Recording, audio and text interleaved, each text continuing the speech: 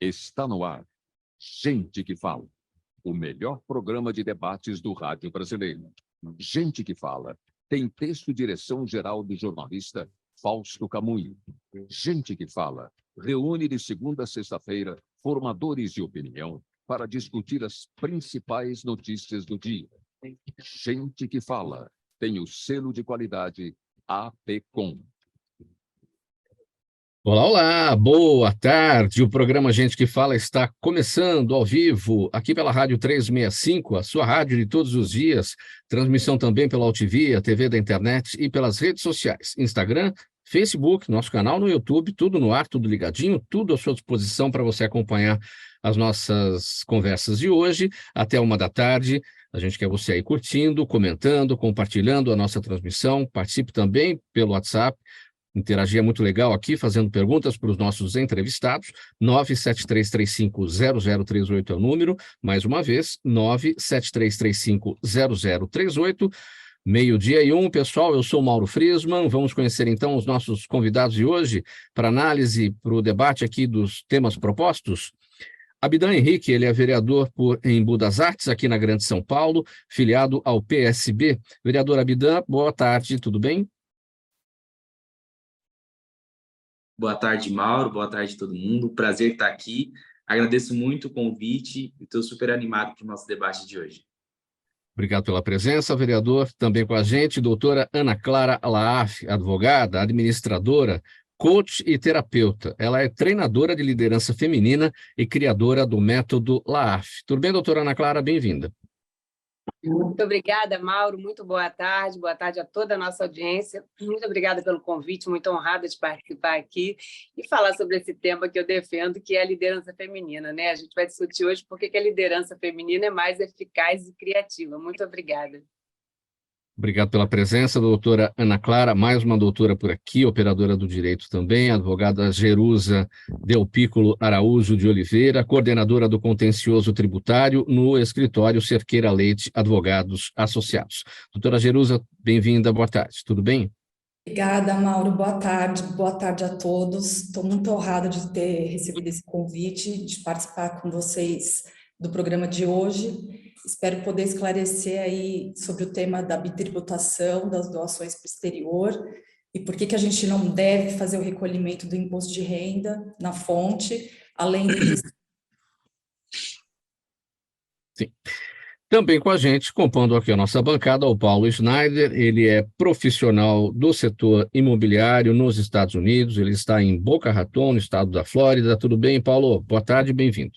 Boa tarde, muito grato pela oportunidade e quero dar um alô especial à nossa colega em comum, Samantha Di Carli, que nos fez essa conexão. A gente deve sempre agradecer quem nos conecta nesse mundo, porque sozinhos, né, a gente não vai muito longe, mas em equipe fomos muito distante e muito grato mais uma vez pela oportunidade. Vamos lá, gente, 12:03, vamos para o primeiro assunto aqui do programa Gente que Fala de hoje, vamos tratar de educação. O secretário estadual da Educação, Renato Feder, disse ontem que o governo de São Paulo pretende fazer mudanças na grade escolar do ensino médio para 2024. Ele quer reincorporar disciplinas tradicionais ao currículo estudantil. O objetivo é focar no vestibular e na entrada dos alunos da rede estadual no ensino superior. E, a partir de novembro deste ano, o governo começará a aplicar o Provão Paulista, um novo meio para alunos da rede estadual ingressarem nas universidades públicas de São Paulo. Serão 13 mil vagas destinadas aos estudantes já no início de 2024. Vereador Abidan, eu começo com você a respeito desse tema, eu vou chamá-lo de você, em razão, né, da sua idade. Temos aqui um vereador super jovem, na Câmara Municipal de Embu das Artes, 26 anos de idade, 28, né? 26. Fiz dia 4 de julho, anos. recentemente agora. Então, vamos lá. Bom, como é que você observa esse movimento do Estado de São Paulo em relação... Vamos lá para o começo da nota. Reincorporação de disciplinas tradicionais ao currículo estudantil. A gente sabe que o cronograma de implementação do novo ensino médio está suspenso pelo governo federal. Enfim, estudos estão sendo realizados, audiências públicas precisam ser feitas, a comunidade escolar precisa ser ouvida. Esse movimento, nesse momento do Estado de São Paulo, é legal, é bacana, não é? Porque, assim, reincorporar disciplinas tradicionais e deixar isso por conta dos professores fazerem isso, parece algo que não é um bom caminho, na sua avaliação.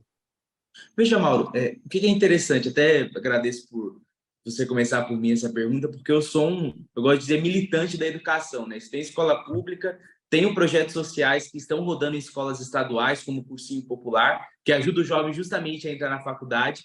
E o que eu recebo de feedback dos jovens é muito interessante, porque o que aconteceu? Com a implementação do novo ensino médio, né? Que trouxe outras matérias, outras disciplinas para o estudante estudar ali no seu currículo do ensino médio. E o fato de que o currículo do Enem, dos vestibulares, não foi mudado, gerou um conflito muito grande, né? Entre o que o jovem estudava em sala de aula e o que ele encontrava na prova. Basicamente, o estudante encontrava, assim, tomava um susto quando chegava no Enem, porque ele não teve aprofundamento nas matérias de química, de física, inclusive a forma que foi implementado o novo ensino médio, de maneira muito abrupta e acelerada, gerou um apagão de professores na rede. Então, tem muitas escolas estaduais que eu rodo, Mauro, que os alunos não têm professor de química, de física, de matemática. Então, eu acho que essa mudança é dar um passinho atrás para que a gente possa dar dois na frente no futuro, né? Ou seja, é voltar um pouco o modelo do que era antes, porque hoje o aluno, quando chega no Enem, chega despreparado para fazer a prova. Então, você tem matérias ali como sociologia, filosofia, você ter aprofundamento maior em química, em física. Eu acho que é fundamental dar esse passinho atrás, voltar com essas matérias para o currículo, porque é isso, o vestibular ainda continua cobrando as matérias que eram dadas ali no passado no ensino médio. Então, eu acho que a gente precisa, de fato, assim, voltar essas matérias agora, para que a gente possa fazer uma transição para, vamos assim dizer, a educação do futuro, que o novo ensino médio vendeu, mas não conseguiu entregar, com uma maneira um pouco mais suave, né? E aí é isso, né? A gente precisa mudar e repensar o ensino médio. Eu concordo demais, ter um ensino médio mais atual, mas também a gente precisa mudar a forma com que a gente mede, lá no final do ciclo do aluno, o vestibular, né? Porque não adianta a gente mudar o ensino médio e o vestibular cobrar as coisas antigas que o aluno já tinha em sala de aula. Então, eu acho que é muito acertada essa mudança, eu acho que é prudente, e eu acho que a gente vai, a âmbito nacional, precisar ter esse momento de refletir sobre o ensino médio, fazer mudanças, porque eu acho que também o novo ensino médio não estava adequado, também o que a gente tinha no passado ainda tinha resquícios bastante arcaicos de uma forma de pensar a educação de uma maneira mais humanizada, mais pensando no mercado de trabalho, pensando no futuro. Então, a gente tem muitos desafios aí para a educação, e eu acho que fazer essa mudança é dar um passinho atrás e tentar fazer essa transição de uma maneira mais suave, sem que os alunos sejam prejudicados. Sim, ainda nesse ponto, reincorporação das disciplinas tradicionais, não há nenhum problema nesse sentido. O que dá para entender, pelo que o governo anunciou, é que o professor que hoje está naquela trilha, ele está atuando na trilha formativa, não sei se é esse exatamente o nome, trilha, é esse, né? Ele será o responsável por pegar uma parte do tempo desta disciplina para voltar para a disciplina tradicional. Talvez não seja o caminho de deixar o professor decidir isso, tem que ter uma diretriz, não? Tem que ter uma diretriz, mas esse é o ponto, né, Mauro? Imagina, a formação dos professores que hoje estão na sala de aula já são para as disciplinas tradicionais, né? Para mim, a grande mudança abrupta, que aí foi feita, na minha visão, de uma maneira muito acelerada, e a gente não tinha material humano, número, quantidade de professores, e nem formação para isso, foi justamente a criação dos novos itinerários, né? Foi aí que eu acho que deu uma confusão para com o dia a dia do aluno, com os vestibulares, etc. Então, eu acho que, na verdade, para o professor vai ser mais tranquilo voltar ao que era antes do que do jeito que está hoje. Do jeito que está hoje, Mauro, o que aconteceu? Foram criados muitos itinerários, muitas trilhas formativas, e aí a gente não tem o número de professor necessário e a gente não tem um suporte tão adequado para que eles possam dar essas novas disciplinas, vamos assim dizer. Então, hoje, eu acho que a forma com que está sendo implementado o novo ensino médio, nós estamos criando mais desigualdade, porque na periferia não tem todos os itinerários, é um número reduzido. Nas escolas centrais, você até consegue ter uma variedade um pouco maior. Então, eu acho que, como eu disse, é dar um passinho atrás, voltar um pouco do que era antes, porque o vestibular continua cobrando o que era dado antes, para que a gente possa fazer uma transição um pouco mais suave e moderada para o futuro aí do que precisa ser o nosso ensino médio. Agora, um último ponto, antes de passar para os demais. A disciplina tradicional, voltar com a disciplina tradicional como ela era oferecida antes, né? A forma como eu aprendi a disciplina tradicional era uma, como você aprendeu era outra. E o jovem hoje, de 16, 17 anos ali no ensino médio, no começo do ensino médio, é outra, enfim. O desafio é este, é como levar para dentro da sala de aula a disciplina tradicional de forma que ela seja atrativa, com o uso das tecnologias, e isso depende de investimento do poder público, depende de preparo dos professores.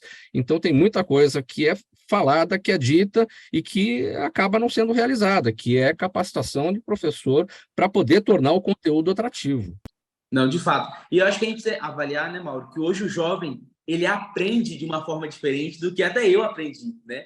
E até é legal, quero citar um caso aqui de um professor que para mim é referência em burro, que é o Igor, né? É um professor de história, que é muito legal. O que ele tem feito para trazer essa diversidade, trazer essa multidisciplinariedade para dentro da sala de aula dele? Ele tem feito projetos interdisciplinares para ensinar alguns conceitos para os alunos. Vou dar um exemplo. A gente fez um projeto, até que o nosso gabinete apoiou ele nesse projeto, que era, se a coisa está preta, a coisa está boa. Qual que era a ideia? Ensinar para os alunos, a partir da perspectiva histórica, empoderamento e potencializar a beleza da população negra do nosso país, que muitas vezes não é valorizada, né? E olha o que o professor fez, Mauro. Pegou um dia, com a turminha dele do 2º e 3º ano, fez um desfile de todos os alunos negros, e eles colocaram roupas de reis e rainhas africanas para que a beleza deles pudesse ser explorada, pudesse ser valorizada. E foi muito legal, porque os alunos começaram a se reconhecer como jovens bonitos, como jovens atraentes, começaram a se sentir mais confiantes no dia a dia da escola. Então, acho que esse é um baita exemplo de como a gente pode pegar, muitas vezes, aquele conteúdo que é teórico, que é maçante, trazer para o dia a dia do aluno e ele ter um aprendizado que é para a vida dele, né? Não é só para você fazer uma prova como o Enem. Então, acho que esses exemplos têm que ser multiplicados e que a gente precisa valorizar. E como você disse, acho que é a formação de professores, boas práticas, que vai fazer com que essas disciplinas tradicionais possam ser interessantes para os alunos. Para ouvir a doutora Jerusa a respeito desse tema, o governo de São Paulo, portanto, quer reincorporar matérias tradicionais ao ensino médio, também quer promover aí a aplicação do Provão Paulista, que vai servir também como meio de avaliação para o vestibular. Seu entendimento, doutora Jerusa? Então, Mauro, eu acho essa medida extremamente importante, porque vai possibilitar que os alunos da rede pública ingressem nas universidades públicas e concorram com as vagas com os alunos que vêm da rede particular. Com isso, eu acho que com o passar dos anos, isso vai diminuir a desigualdade social e econômica no estado de São Paulo, e acho que isso tinha que ser estendido também para os outros estados do país. Para ouvir a doutora Ana Clara Laff também a respeito desse tema. Pois é, a gente tem um novo paradigma hoje em dia, né, de vida e de forma de estudar e de obter conhecimento e informação. E os jovens já nasceram, né, os jovens de 15, 16, 17 anos já nasceram com a internet vigente, né, e a cada dia novas tecnologias, novas redes sociais, inteligência artificial. Tem até uma piadinha que brinca assim das profissões, né? Pega um engenheiro de 500 anos atrás, um professor, várias profissões, e a brincadeirinha é falar: e o professor? Bom, o ensino não mudou, né? Novas tecnologias surgiram. É uma piadinha, mas é uma certa verdade. E eu falo muito de cocriação, né? Falando sobre o âmbito corporativo e liderança, mas eu acho importante trazer o jovem para perto. A gente tem que trazer o jovem para perto para que ele também tenha lugar de fala nessa construção desse novo momento de ensino, nesse novo paradigma, porque fica muito maçante. Eu tenho um sobrinho de 16 anos que outro dia ele falou: tia, eu estou aprendendo ciência melhor no YouTube do que no meu professor. Provavelmente ele está consumindo um conteúdo que talvez não seja um conteúdo de alta qualidade, mas talvez seja bem mais interessante do que a maneira maçante como o professor está passando na sala de aula, né? Então, acho que é um momento realmente de trazer esse jovem para perto, né? Até para tirar esses jovens da rua, e o ensino tem que ser interessante. A questão do ensino público, eu acredito demais na educação. Às vezes eu dou aula num projeto que se chama Inclusão através da Educação. Para mim, realmente, a educação é a melhor forma da gente tornar o mundo mais inclusivo, né? Da gente conseguir prosperar, do país poder avançar. Mas eu acho que tem que trazer esse jovem para perto para participar também dessa cocriação, como o vereador falou há pouco, né? Desse desfile de jovens negros, pretos, que se sentiram ali representados. Então, acho que esse jovem ele tem que ter também um poder de fala, sabe? Um lugar de fala, e participar dessa cocriação. Isso empodera o aluno e traz representatividade, traz escuta, ele vai se sentir valorizado e participante desse processo, né? Então, eu acho que uma forma é trazer eles para perto.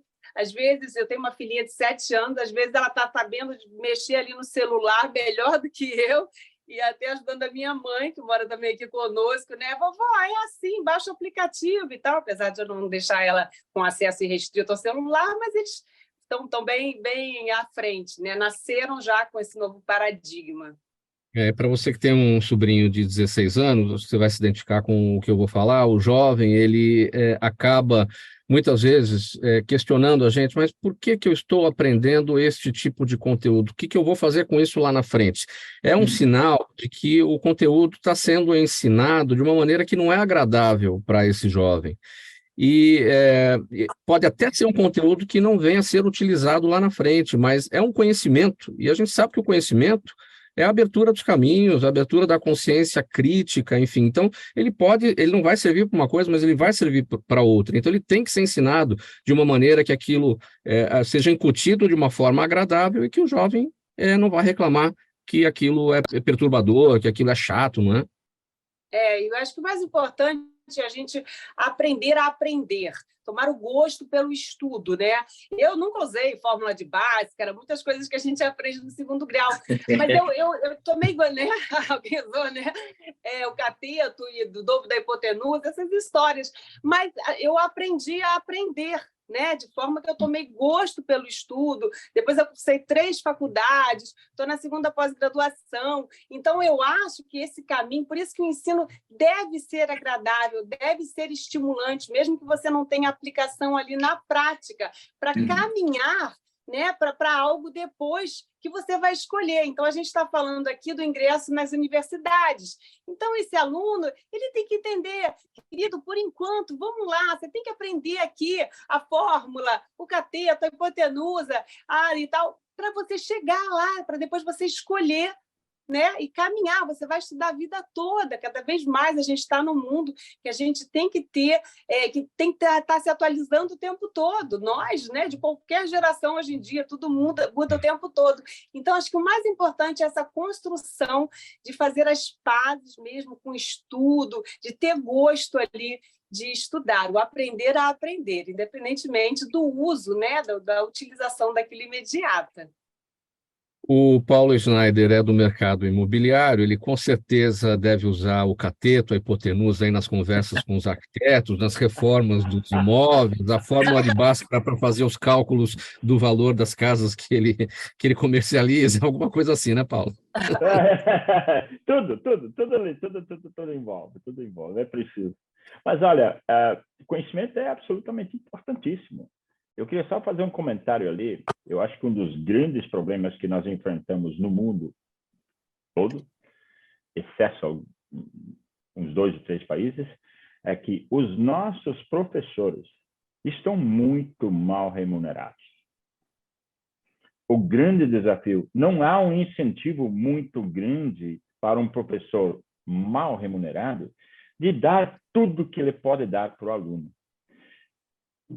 Não podemos culpar alunos por um professor que não tem a condição financeira o suficiente para desenvolver tudo o que ele precisa desenvolver. A educação começa em casa, mas ela tem que ser alimentada, alavancada pelo professor. E se o professor tem motivos bem pago, ele tem incentivos próprios, ele tem motivação para trazer ao aluno conhecimentos novos, motivá-lo a educar, essas coisas todas que vocês falaram aí. E isso é fundamental, isso não é só no Brasil, é no mundo inteiro. Essa é a minha observação. 12h20, pessoal. O programa Gente que Fala no ar, aqui pela Rádio 365, sua rádio de todos os dias. Também a nossa transmissão pela UTV, a TV da internet, pelas redes sociais. Agora, para falar da Feira de Artes e Artesanato de Embu das Artes, que foi declarada recentemente Patrimônio Cultural Imaterial do Estado de São Paulo.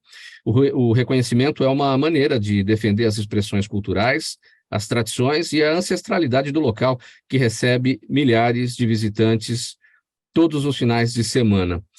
Vereadora Bidan, a Feira de Artesanato do Embu, ela se tornou popular nos anos de 1960, só que é uma tradição artística da cidade, né, que vem desde o século XVII, uma época em que a cidade de Embu das Artes nem era Embu das Artes, era apenas Embu, né? Como é que começou toda essa história? Ô, Mauro, Embu das Artes começou a receber esse rótulo, né? Quando justamente na década ali, final de 50, início de 60, quando os hippies que faziam feiras de artesanatos no centro vieram para Embu, né? E eles estavam justamente buscando um lugar que era mais arborizado, que tinha natureza. E é muito interessante, a gente tem grandes nomes, né, da arte e da cultura nacional que foram nascidos e criados em Embu, né? Talvez o maior deles seja Solano Trindade, que foi fundador da feira, o Sakai, e outros inúmeros artistas que ou já faleceram, até hoje tem artistas vivos de Embu que são reconhecidos internacionalmente. Quero citar aqui o Joff, a Célia Santiago, que são artistas plásticos e, de alguma maneira, botaram essa feira de pé, né, Mauro? E hoje a gente está, até legal vocês saberem, assim, a feira, talvez aqui alguns participantes já tenham visitado a feira de Embu, a gente tem uma visitação que chega a bater 10, 15, 20 mil pessoas por final de semana e quando tem um feriado um pouco mais esticado, né? Então, a feira, de fato, é um patrimônio, é um brinco, foi o que deu nome à cidade, né? E hoje tem passado uma situação muito triste, Mauro. Para você entender, tem uma lei de 2019 que a prefeitura fez, na legislatura passada, né? Que basicamente permitiu com que os bares ali do centro histórico pudessem pagar um direito para uso do solo, para que eles pudessem colocar mesas e cadeiras para fora dos bares, né? Para o turista que vem ali na feira poder se alimentar, etc, etc. O problema é, essa lei não foi regulamentada através de um decreto, né? Depois que a lei passa na Câmara, o prefeito precisa trazer alguns detalhes e aprofundar o regramento daquela lei. E aí, o que está acontecendo hoje, Mauro? Hoje, os bares, de maneira predatória, estão colocando mesas e expulsando quase que algumas barracas dali do centro histórico. E aí tem um conflito de interesse bizonho, até saiu numa reportagem da Rede Globo, que hoje o presidente da Câmara de Embu, ele tem bares na cidade, então eles estão pressionando os expositores, e aí tem algumas ruas famosas, como a Joaquim Santana, que já perdeu 8 barracas, porque os bares colocam as mesas atrás, do lado e na frente das barracas, e aí o cliente não consegue nem chegar na barraca para comprar ali um artesanato, e aí o expositor começa a ser pressionado, coagido com som alto, e aí, infelizmente, a nossa visão é que hoje a Feira de Embu está sendo descaracterizada. Domingo, inclusive, teve um baita quebra-pau, porque uma expositora teve um problema de saúde, não conseguiu expor, e os bares colocaram mesas ali no lugar dela, ali uma clara ameaça ao que é a nossa feira hoje, né? Então, nós estamos fazendo um trabalho, Mauro, muito forte, que é muito interessante. A feira ela foi reconhecida pela Câmara de Embu Municipal e pela Assembleia do Estado, que é inclusive onde eu estou hoje, foi reconhecida como um bem imaterial, né? Mas esse registro formal, como um patrimônio mesmo, ele só é reconhecido pelo IPHAN. Então, nós fizemos uma visita faz umas 2 semanas do presidente estadual do IPHAN à Feira de Embu, né? E a gente está dando agora entrada no registro da feira como um bem imaterial, aí sim reconhecida nacionalmente. E aí, qual que é a ideia, né, Mauro? É que a gente consiga formalmente ter um mecanismo de proteção da feira, né? E aí a ideia é que a gente possa criar um comitê de salvaguarda que vai ter um documento com diretrizes do layout da feira, ou seja, onde cada barraca vai ficar, regras para que a prefeitura não possa agredir mais a feira em hipótese alguma, porque, de fato, isso é um bem, e é até interessante, né? A Jerusa pode até comentar um pouco, que Muitos advogados têm falado que os bares, quando estão, de alguma maneira, agindo de maneira predatória contra a feira, né, eles estão esquecendo de que quem traz o cliente para comer nos bares deles, para tomar uma cerveja, é a feira, né? Então, a feira traz o cliente que compra o artesanato, depois ele senta para comer com a sua família. Infelizmente, às vezes, quando entra interesse político, entra interesse escuso, a pessoa não consegue ver o todo e só vê ali o pão que tá comendo ali no dia, no hoje. E é nisso que hoje a Feira de Imbu está sofrendo muito. E aí os expositores estão se organizando. No último mês da Câmara, Maura, é até engraçado contar isso. Foi um inferno para os vereadores que estavam a favor dessa política pública que é desastrosa para a feira. A gente conseguiu empacar 4 sessões seguidas que tinha 50 expositores da feira pressionando a Câmara para não votar esse projeto. No final, esse projeto de minuta foi retirado do governo, eles não fizeram. Era um projeto que era super predatório, né? Para vocês terem ideia. Falava no projeto que a Secretaria de Turismo ia escolher caso a caso qual barraca ia remover da feira, né? Isso é um crime para a história de Imbu. Nós estamos se articulando e se mobilizando para denunciar tudo isso. Teve matéria na Rede Globo e também já fizemos uma denúncia no Ministério Público para que a Feira de Imbu seja preservada. É nesse ponto que eu ia chegar, esse aspecto que você levantou, de que o visitante, ele primeiro vai à feira e depois ele acaba sendo atraído ali para os bares, para os restaurantes, né? Então, parece um contrassenso aí dos donos dos bares e restaurantes atuarem nessa situação de forma predatória em relação à feira, sendo que, desta maneira, aquele visitante que vai lá comprar artesanato, vai comprar arte, ele não vai mais, né? Sim. E aí acaba que não frequenta os bares também. Então, parece um contrassenso, né? Isso tem que ser bem observado. Não, Paulo, pra você ter ideia, teve uma fala do presidente da Câmara que foi até o estopim para que os expositores pudessem se engajar, se articular e pressionar a Câmara de Vereadores. O presidente da Câmara falou assim: não, mas o turista vai para Imbu para tomar um sorvete, para tomar uma cerveja. Aí todo mundo virou assim: como assim? Cerveja eu tomo lá da minha casa, sorvete eu peço no iFood. Assim, é uma visão, infelizmente, assim, muito pequena. E é isso, você não tem um planejamento turístico da cidade, né? De ver a feira como esse grande chamariz. Pra vocês entenderem, a Feira de Imbu é a maior do estado de São Paulo, né? E uma das maiores da América Latina, né? Então é um patrimônio, assim, até a gente fala, é estadual e a nível nacional, né? Por isso que a gente está fazendo essa articulação com o IPHAN, para a gente conseguir proteger de uma vez por todas a Feira de Imbu. Então, que essa articulação com a infância seja bem sucedida, seja bem resolvida para trazer de volta toda essa tradição, manter a tradição, na verdade, da Feira de Artes e Artesanatos de Embu das Artes, que tem tantos anos. Bom, 12h27, vamos partir aqui para o próximo tema. Agora, em 2023, pela primeira vez na história, mulheres lideram cerca de 10% das empresas da Fortune 500, que é a lista das maiores companhias dos Estados Unidos. Esse crescimento é uma tendência e a revista procurou fazer uma pesquisa detalhada.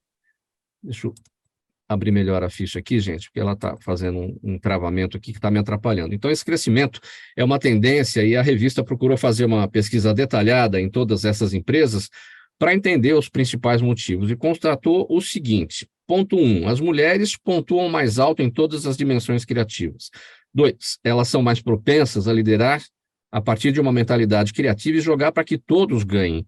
E 3, as mulheres constroem e cultivam conexões mais fortes. Vamos lá, doutora Ana Clara. Então, as mulheres são mais criativas, as mulheres lideram de uma forma para que todos ganhem, né? E cultivam essas conexões mais fortes, né? Não tem volta, é isso. Esse é o caminho, está identificado e contra fatos não há argumentos, né? Muito boa tarde, que bom que você já começou defendendo, né? Porque realmente a gente está muito subrepresentada, é uma perda imensa, uma inteligência que está sendo deixada de lado. Somos cerca de metade da população mundial e nacional também. Você vê aí, né? A Fortune, a revista está comemorando, quer dizer, está propagando que chegamos a 10% de CEOs na lista de Fortune 500, né? Falando 500 aqui em português. Você sabe que existem mais CEOs nos Estados Unidos com o nome John do que mulheres? Quer dizer, 10%, né? Somos cerca de 50% da população mundial. E no Brasil, as mulheres já ocupam mais cadeiras em cursos de graduação, pós-graduação, mestrado, doutorado, ou seja, estamos a cada dia mais preparadas, já somos maioria também de micro e pequenas empresárias, e o momento da economia atual e futura, que eu chamo da nova era dos negócios, é feminina. Indiscutivelmente é feminina. A gente precisa cada dia mais do que se chama de soft skills, que são as habilidades sociais, habilidades interrelacionais. A gente saiu de uma era onde a liderança era hierárquica, era uma posição, era baseada no comando e controle, e era liderar sobre, para uma era do liderar com, uma era que demanda mais uma liderança com mais compaixão, empatia, valorização do ser humano e a criação de um ambiente de segurança psicológica, segurança mental e emocional nas organizações. Nós somos líderes em índices muito tristes de burnout, depressão, ansiedade, tentativa de suicídio, por causas relacionadas ao meio corporativo, meios corporativos extremamente tóxicos. Então, precisamos a cada dia mais de líderes com características mais femininas. Então, no meu curso, por exemplo, eu desenvolvo já o que eu digo que a mulher já tem ali disponível. Eu potencializo. Hoje em dia, a gente tem grandes autores falando, por exemplo, de inteligência emocional, que é o nosso sexto sentido, a intuição feminina. E a empatia, compaixão, comunicação não violenta. A gente tem que ter, hoje em dia, um estilo de liderança que valorize as pessoas, que cuide das pessoas. De acordo com a Organização Mundial de Saúde, já somos cerca de 1 bilhão de pessoas, já há cerca de 1 bilhão de pessoas sofrendo de saúde mental e emocional. 1 bilhão. Então, a gente precisa, a cada dia mais, de uma liderança cuidadora, compassiva, empoderadora.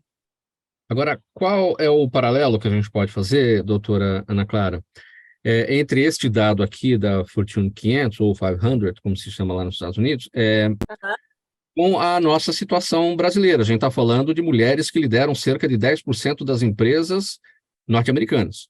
Aqui no Brasil, qual é o paralelo? Lideram esse dado como CEOs, né?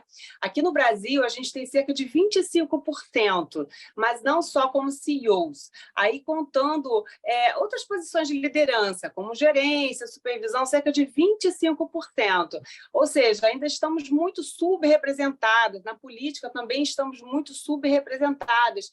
E aí, o que se começa a constatar que, tecnicamente, nós estamos a cada dia mais preparadas, né? Como eu falei, nos cursos de graduação, pós-graduação, em concursos públicos de alto nível, as mulheres já ocupam mais posições. Então, a gente vê que quando há uma disputa, uma concorrência de igual para igual, né, a mulher ela está prosperando mais. E eu sempre defendo o seguinte: nada é contra os homens. No momento que tiver uma posição de liderança vaga, quem deve ocupar? A mulher ou o homem? O mais competente. Acontece que, historicamente, né, tem se dado muito mais predominância, né, para os homens, né, muito mais valorização da liderança masculina, até aquele termo que se usava, às vezes, essa mulher lidera como um homem, como se isso fosse um elogio. Não, ela lidera como mulher, e ainda bem, porque tem características que são mais necessárias nesse momento da humanidade mesmo. O que é o método LAAF, doutora Ana Clara, que leva o seu sobrenome? Eu criei 2 projetos, né, desse método.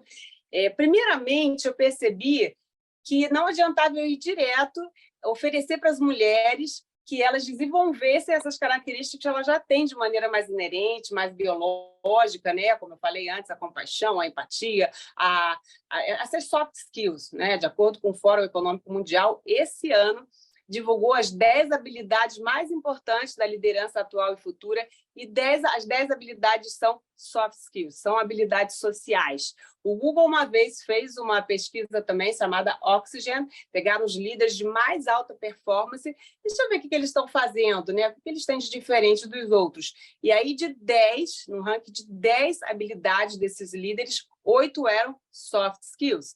Então, as mulheres já têm essas habilidades. Mas eu percebi que não adiantava eu ir direto, né? Eu tenho esse curso, o Lidera, as 7 habilidades da líder da nova era, e aí a gente potencializa essas características já femininas, né? Até como intuição, sexto sentido, inteligência espiritual, emocional, empatia, compaixão, escuta, comunicação não violenta.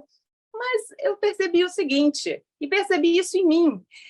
Tecnicamente, muitas vezes a gente está muito forte, mas o emocional, o nosso emocional muitas vezes não permite, vem a síndrome de impostora. Nós, mulheres, não somos geralmente criadas para sermos líderes. Ainda somos muito criadas para sermos lindas, princesas, as histórias da Disney, né? As princesas sempre são salvas por um príncipe, ficam ali esperando para o príncipe salvá-la, né? Salvar a vida dela. Então, a gente se sente até um pouco constrangida numa posição de liderança. A mulher, muitas vezes, quando ela é convidada, né, a uma promoção, a uma posição de mais liderança, ela se sente extremamente constrangida e a síndrome de fraude. Meu Deus, vão perceber que eu não sou competente. Então, no primeiro projeto, no primeiro ponto, eu trabalho o emocional, para que ela se sinta, sim, capaz de liderar. Eu quero ouvir brevemente o Paulo Schneider, até porque a gente está falando de um dado americano, estamos falando de uma publicação americana, que é a Fortune 500, que aponta que mulheres lideram cerca de 10% das empresas por lá na condição de CEO, né? E no seu mercado imobiliário, Paulo Schneider, como é que é a presença da mulher? 80%. Olha aí. Talvez até mais. Isso eu não estou jogando. E, na verdade, talvez seja entre 80% e 90%. Totalmente dominado pela mulher. Totalmente dominado pela mulher. São poucos os homens que entram no mercado. Eu, sinceramente, na nossa empresa, a gente tem aí quase 400 representantes. Eu devo dizer que 320, mais ou menos 320, 330 são mulheres de todas as idades. E, logicamente, fazendo um trabalho bacana, profissional. Quais são as características principais que as mulheres trazem para esse mercado de comercialização de imóveis na Flórida? Olha, normalmente, quando essas mulheres entram no mercado, elas vêm de... Por exemplo, no caso da Flórida, muita gente vem de outros estados. Eles vêm para cá, moram aqui. Elas não querem mais trabalhar na profissão que elas trabalhavam. Então, vão buscar um trabalho um pouco mais... menos exigente, ou seja, com mais liberdade.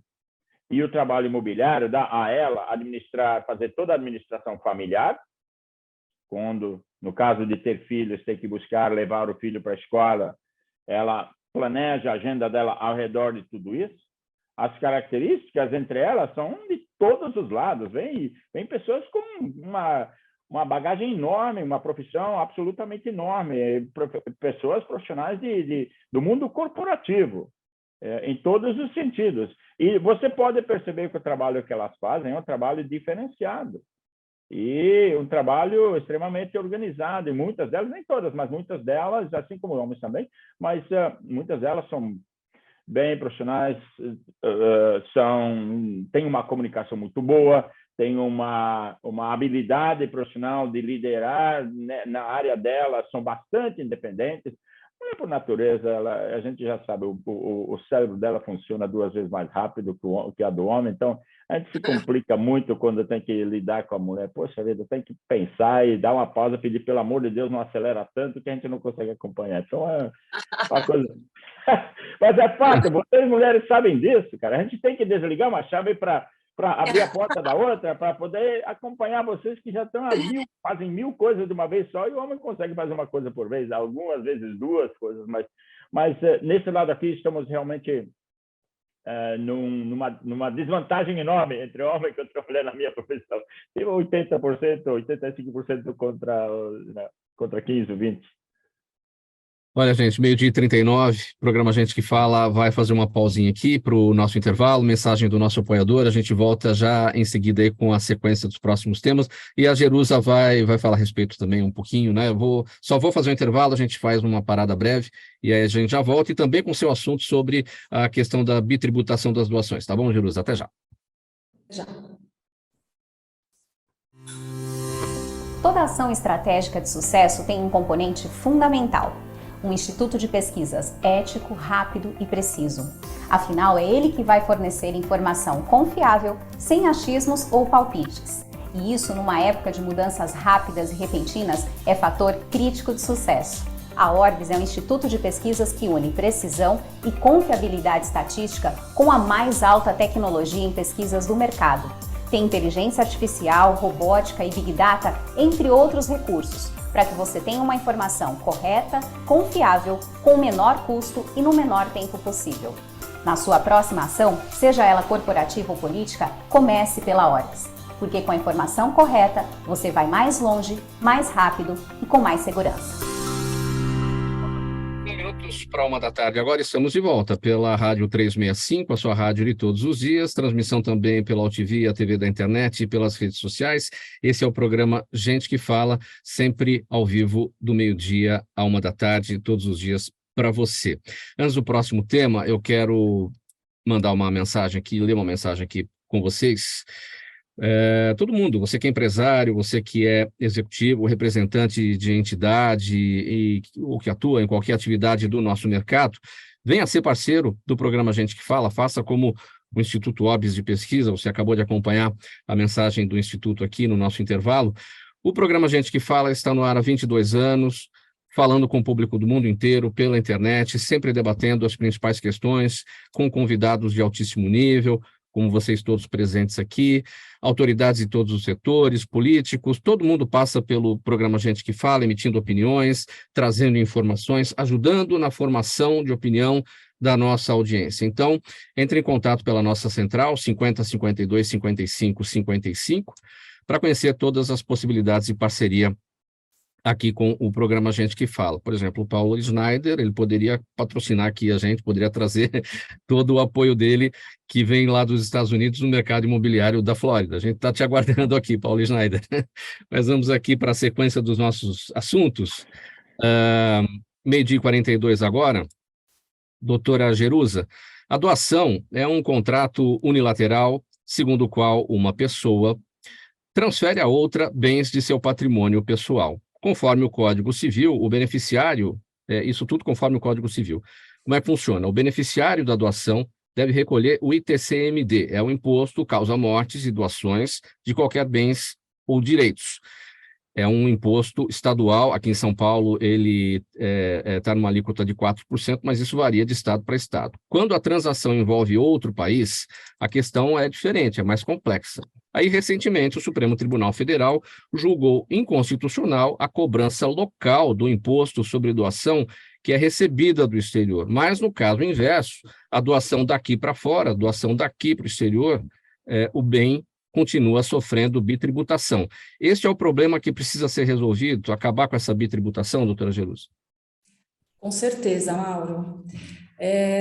Na remessa para o exterior do dinheiro a título de doação, as casas de câmbio e os bancos, eles têm feito a retenção na fonte do imposto de renda. Isso porque, no regulamento do imposto de renda que foi revogado, existia expressamente uma previsão da isenção. Com o novo regulamento que entrou em vigor em 2018, essa isenção não está mais lá prevista. Com isso, a Receita Federal começou a exigir o imposto de renda retido na fonte do doador. Ele retém do valor que ele manda para o exterior. Vamos supor, ele vai fazer uma doação para um filho. E aí a Receita Federal exige que essa retenção seja feita sob pena de cobrar esse tributo não retido do banco ou das casas de câmbio. Então, hoje, em razão da legislação estadual e também por competência atribuída pela Constituição Federal, os estados atribuem ao doador a obrigação de fazer o recolhimento do ITCMD, que é o tributo estadual, e a Receita Federal, em razão dessa isenção que não está mais prevista, também está exigindo o imposto de renda.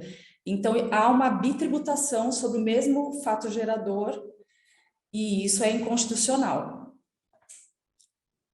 Bom, vamos falar primeiro sobre a transação, como acontece aqui no Brasil, para a gente entender depois como é que acontece fazendo lá fora. Vamos supor que alguém vai doar algo para alguém aqui em São Paulo. Ela vai pagar um imposto estadual, o beneficiário, aquele que vai receber, vai pagar um imposto estadual, que é o ITCMD, com alíquota de 4%. E nada mais, não tem imposto de renda sobre isso. Não, não tem. O que está acontecendo é que quando a doação é para outro país, quando é para outro país, aí o beneficiário lá recolhe este ITCMD, também aqui para o Estado, de origem da doação, e o doador paga o imposto de renda. É isso que está acontecendo? Na verdade, o doador faz o recolhimento do ITCMD, uma vez que o beneficiário está fora do país. Sim, porque ele está fora do país. Isso, e com relação ao imposto de renda, o doador também é obrigado a fazer a retenção na fonte. Então, assim, quem arca com o ônus do tributo é o beneficiário, o donatário. Mas quem faz o recolhimento e a retenção na fonte é o doador. Então, acaba havendo dupla tributação sobre essa operação de remessa para o exterior. E a alíquota é essa do imposto de renda? Quanto está sendo cobrado? Pois é, 15% na maioria dos países, e às vezes 25% quando são paraísos fiscais ou países com tributação favorecida. Então, é uma alíquota bem alta, que somada aos 4%, dá quase 1/3 do valor da doação para pagamento de impostos, né? Vamos supor, vamos pegar em números redondos aqui, uma doação de R$1.000 para alguém que está lá fora, vai pagar R$150 de imposto de renda e vai pagar R$40 do ITCMD. São R$190 em 1.000. Mais ou menos isso, porque dentro da legislação existem valores que são isentos. Esse exemplo de R$1.000 ficaria dentro da faixa de isenção. Mas tivemos um caso concreto... 100 mil, seria R$19.000. Sim, exatamente. Ou tem uma parte que é isenta, a partir daquele valor, até o limite da isenção, o valor é cobrado, a alíquota do imposto de renda e do ITCMD é cobrado a partir daquele limite de isenção. Não, é sobre o valor total mesmo. Valor total. Sobre o valor total. Bom, e quais são os caminhos, então, para tentar modificar essa situação e acabar com essa bitributação, acabar com a cobrança do imposto de renda, ou se tiver que pagar imposto de renda, que seja uma alíquota um pouco mais favorável, né? Não 15%. Sim, a alternativa que nós vemos é o contribuinte entrar com mandado de segurança, pedir uma liminar ao juiz, e com essa liminar, as casas de câmbio ou os bancos ficam desobrigados de fazer a retenção do imposto de renda na fonte. O ITCMD, infelizmente, ele vai ter que pagar. Não tem como escapar do ITCMD, mas o imposto de renda tem como evitar, e é a alíquota maior. Outra alternativa que nós vemos é, se você tem urgência naquela remessa, não teve tempo de procurar um advogado, de impetrar essa ação, de conseguir uma liminar, você faz o recolhimento, posteriormente entra com uma ação judicial para requerer a restituição. Agora, a gente está falando de doação em espécie, estamos falando de doação em dinheiro, mas digamos que um pai tem um filho no exterior, tem um imóvel aqui e quer doar esse imóvel, claro, evidentemente aqui, porque o imóvel é no país, mas vai doar para o filho que mora fora. O imóvel também está sujeito ao imposto de renda, porque o filho mora fora, porque o imóvel é aqui. Não. O imóvel não sai do país, diferentemente... Nesse caso, apenas o ITCMD mesmo. Não existe previsão para cobrança do IR. Na verdade, é isenta a doação e herança, né? Não pode ser cobrada o imposto de renda sobre essas operações. E a gente está falando também, porque estamos em São Paulo, estamos usando São Paulo como exemplo, onde o ITCMD é de 4%. Agora tem estados onde o ITCMD é maior, aí soma-se aí o imposto. Pode chegar até 8%. No Rio de Janeiro, por exemplo. Uhum.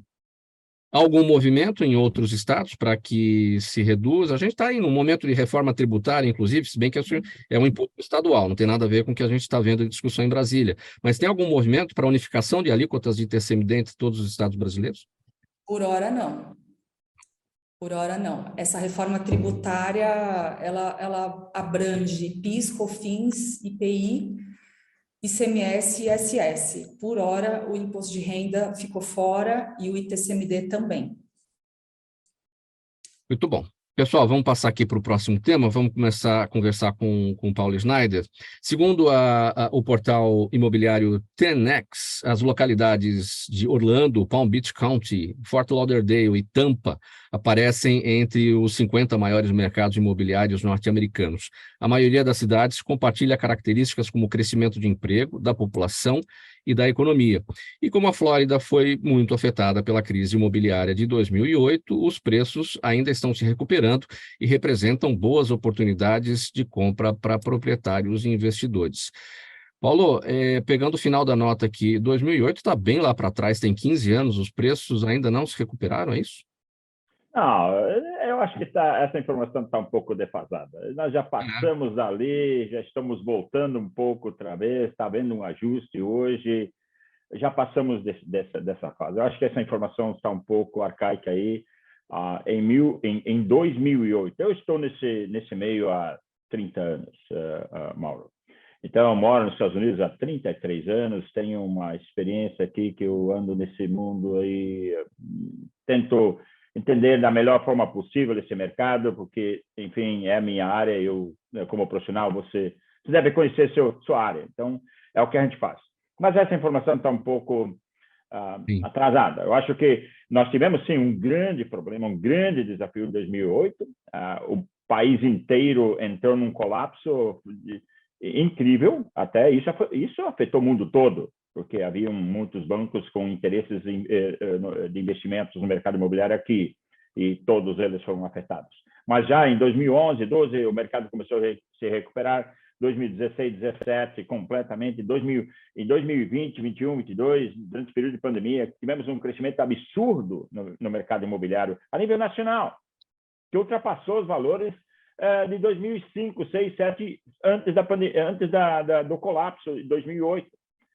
E existe, logicamente, um motivo pelo qual isso aconteceu. Nós estávamos prestes a um caminho similar agora, mas devido à estrutura da forma que os imóveis foram financiados a partir do colapso, em 2008, 2009, o novo governo, então, na época, quando houve a nova eleição, que entrou o Barack Obama, fez uma reformulação completa no sistema de financiamento de imóveis no país. Diz, olha, nós temos que voltar aos tempos antigos. Não se pode pegar dinheiro gratuitamente ou dar aleatoriamente para todo mundo que não tem condição de pagar. Então, nós temos que fazer uma reestruturação completa, o que não aconteceu, ou melhor, o governo em 2002, 3, 4 e 5 começou a liberar dinheiro para qualquer um lá fora, que desde que se respirava, você poderia comprar à vontade. Então, aconteceu esse colapso. Quando a nova administração assumiu, eles eliminaram todos os processos para começar de forma regrada outra vez e organizada. E dali para frente, todo mundo que comprou com a comprovação do seu ganho, comprovação do seu crédito e uma série de fatores aí dentro do limite que você podia pagar. Entendeu? Os bancos não deram mais nada de graça. Então, hoje nós estamos numa época em que os preços subiram bastante em função de uma série de fatores, inclusive muitos investimentos internacionais de todas as partes do mundo, uma pressão muito grande. No meu caso aqui no estado da Flórida, nós estamos aí com 2 meses e meio de inventário e precisamos 7, 8, ou seja, tem 30, 40 pessoas por casa aí procurando aí imóveis para comprar por aqui. Mas é um caso um pouquinho isolado porque tem muita gente de outros estados vindo para cá também. Então, nós estamos com uma defasagem grande. Porém, as oportunidades são enormes. Nós chegamos a um pique de valor em 2022 2020, final de 2021, 2022, o governo teve que subir os juros de uma forma brusca para desacelerar esse aumento absurdo, porque nós tivemos quase que uma valorização de 100% em certos imóveis em 3 anos ou 4 anos. Isso não pode ocorrer nunca. E o governo se sentiu na obrigação para frear essa brusca valorização do imóvel numa ação imediata, porque os juros saíram de 3% para 7%, 7,5%, quase 8%. Todo mundo ficou extremamente nervoso com tudo isso, que vai acontecer Não, precisava ser feito para desacelerar esse valor, essa valorização absurda. Então, foi o que aconteceu.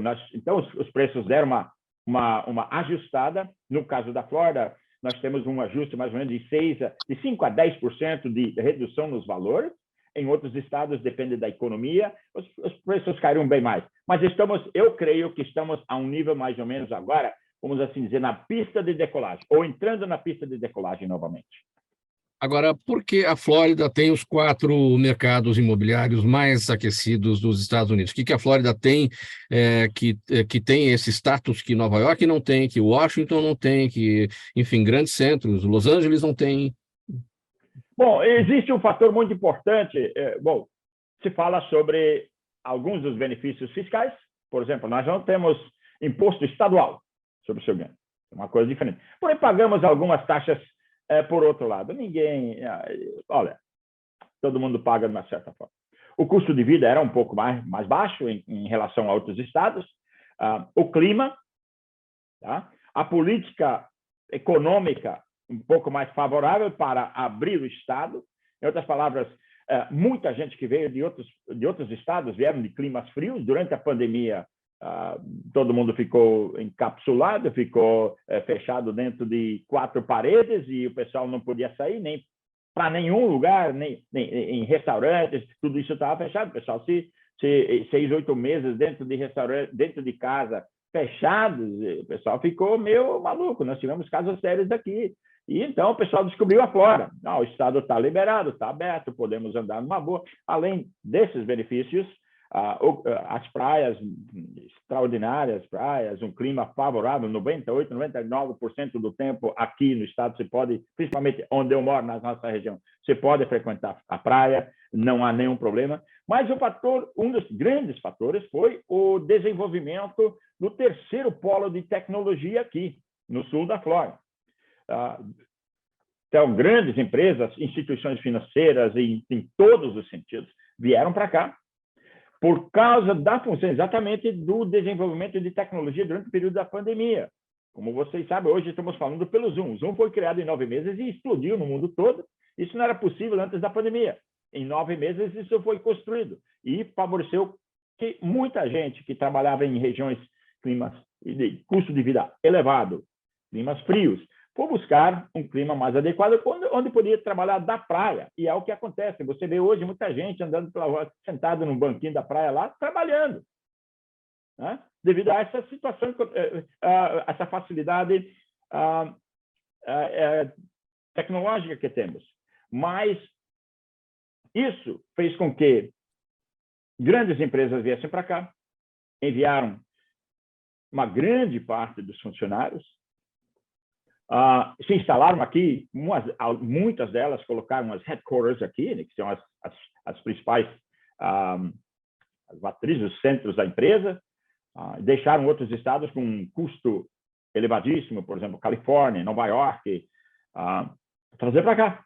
Os funcionários estavam buscando um nível de vida um pouco mais favorável.